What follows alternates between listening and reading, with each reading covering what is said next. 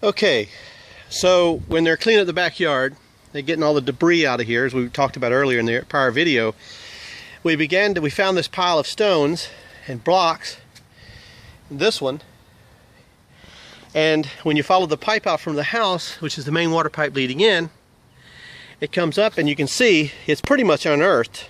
There was just some light weeds over top of it. There was a bunch of debris stacked against the back of the house originally, so you couldn't really see it. But you can see it pretty much sits above the earth. Now, the problem is that these blocks here and there and those blocks that are over there were all stacked over top of this area. So when you began to move them so we can have the mower come in and get rid of all this growth, which if it can tell anything about how high it is, you can see where the power pole is, and the main box there is a good 1.5 feet down in the grass, and the grass over there is 2 feet, 3 feet deep.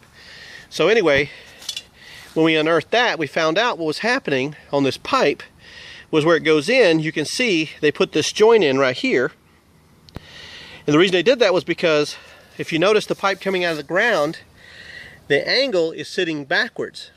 So this elbow, these pieces here, were actually holding the pressure on the elbow to keep it down on top of the other pipe because it had come off. So as soon as they relieved the pressure, the elbow popped off and the water began to come out. And the pump down the road there that runs the entire neighborhood began to spew water out of here. Well, this is at a fairly low point in the yard, and it's holding massive amounts of water back here. So when that happened, of course, this continued to try to flood. So what we had to do was dig these 2 relief ditches to get the water out of this hole, to discover that this angle problem that exists. As you can see, the pipe comes and makes a turn downwards and creates this angle, but the pipe coming out of the ground is even more of an angle.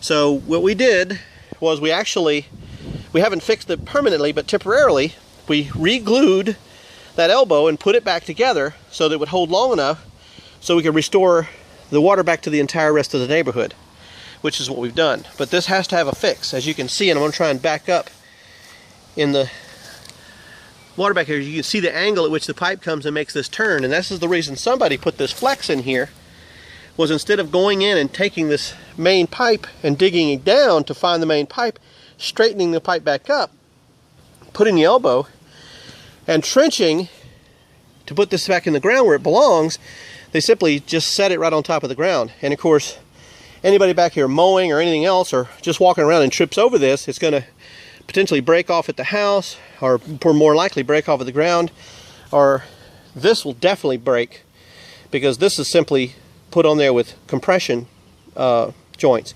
So if anybody walking along and their foot hits this like this, it's going to push it off and create a problem. And if that happens at whatever hour and they don't know to fix it, or they don't call somebody, or they don't know it's leaking in the ground because this broke off again, well, you can see what's going to happen.